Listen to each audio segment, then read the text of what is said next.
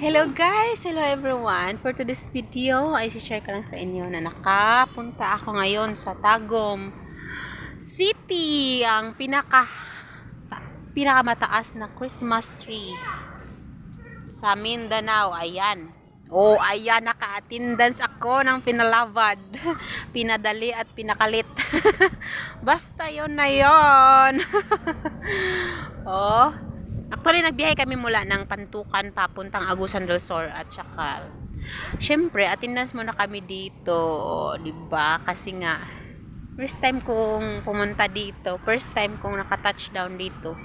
At saka syempre, wala sa plano kaya isusulitin na lang natin yung paglalakad at pag picture.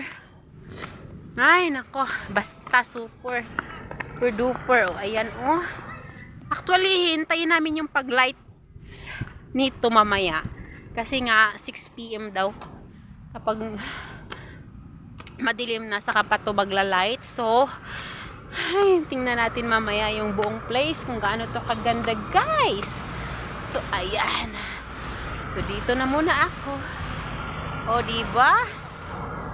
We are in Tagum. Attendance gitu eh. Bahala na sila. We are Tagum. Napay tidi border eh.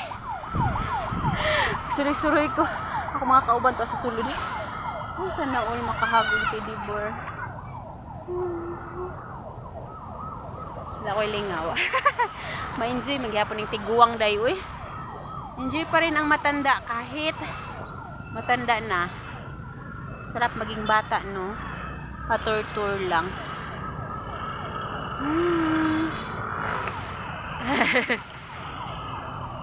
Ayan. Saan pa maganda spot? Ayan. Ah, basta pag mag-ilaw ito mamaya, magpipicture ako.